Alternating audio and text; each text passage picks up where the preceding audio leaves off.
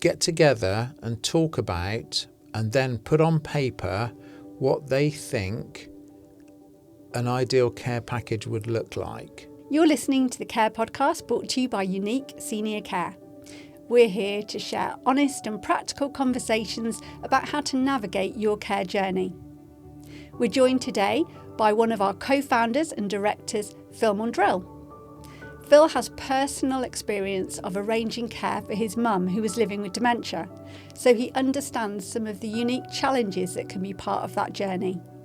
Today, we're considering what families might underestimate if they try and provide care for their own loved one.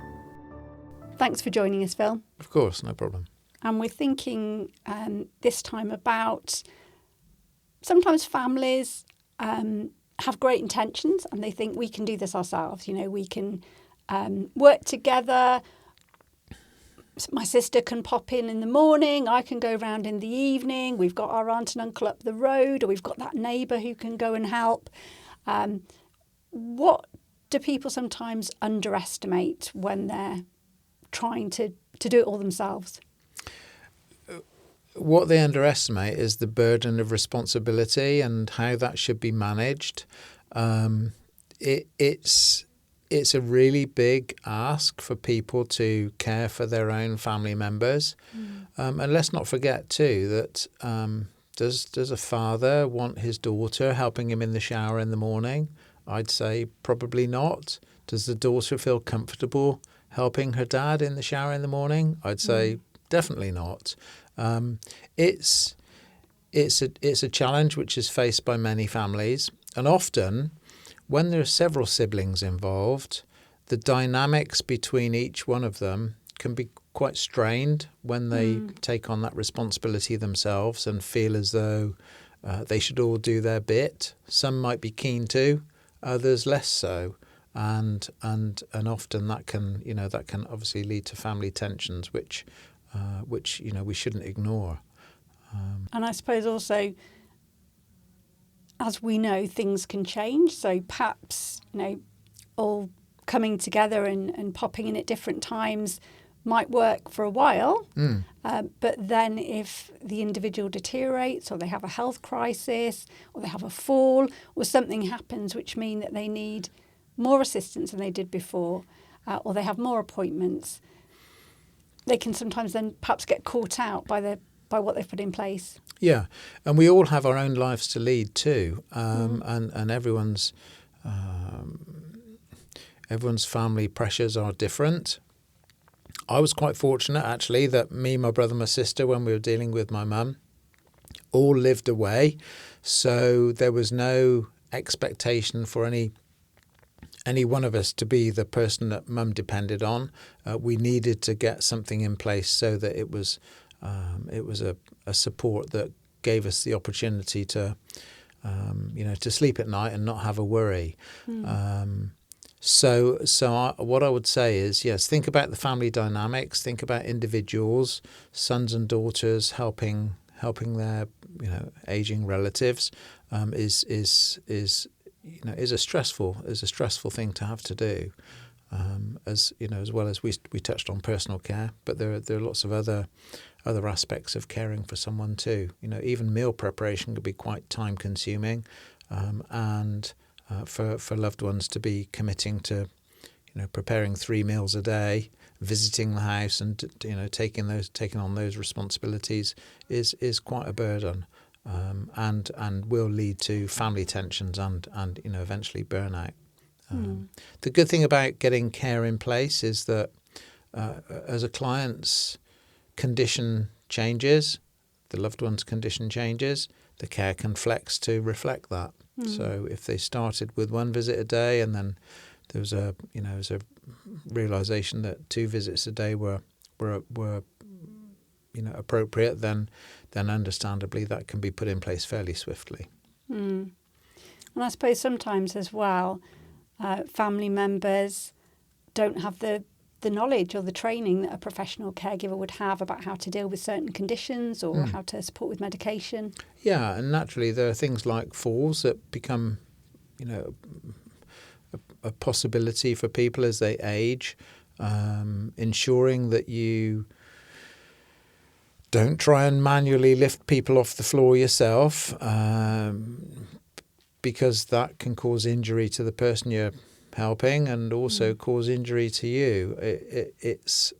There's specific training that our staff undertake to deal with things like falls, and also specific training that we provide to our staff when it comes to things like dignity as well, and ensuring that people are helped in a dignified way.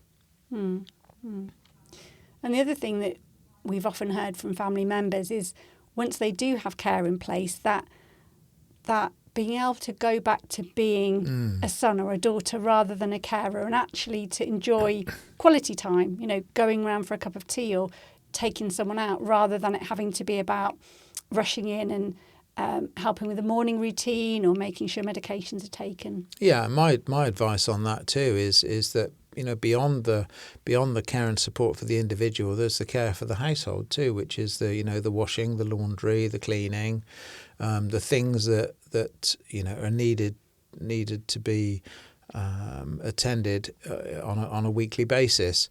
I know that if I turned up to clean the house for my mum, she would have been quite cross. She would have been saying, why aren't you here sitting down with me and having a cup of tea like we always do? And I'd say that from outside support, use that ability to engage a care provider that's takes on the responsibility for those tasks which historically you've done yourself.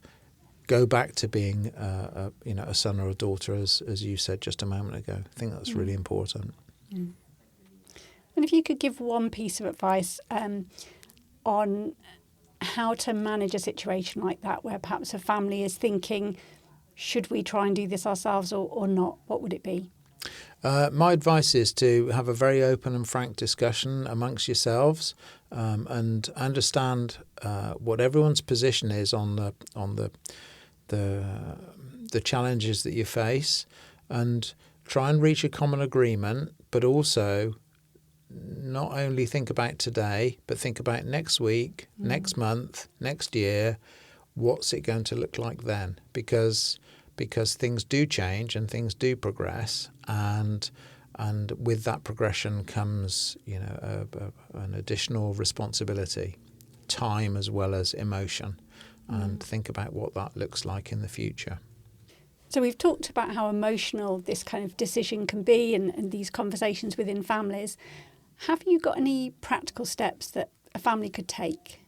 What we've found really useful is for family members to get together and talk about and then put on paper what they think an ideal care package would look like. Because what that does is it removes the emotion and actually starts to paint a picture of what the person that's going to be cared for will actually need. By taking away the emotion, you are removing any possible conflict, and then getting things on paper is a way of helping your chosen care provider to start to build a care plan which is reflective of what's actually needed. So my advice is to spend some time, each individual, write down their own thoughts, put it on paper, because the emotional side of things is not something you tend to put on paper. It tends to be more what's going to be needed going forward. And that can be really, really helpful. Thank you, Phil, for sharing with us some of the things that families often underestimate when they're trying to provide care amongst themselves. And thank you to everyone for listening. We hope that you've found this episode helpful and have some practical starting points for your next step. I'm Jo Cleary, and you've been listening to the Care Podcast. We'll see you on the next episode.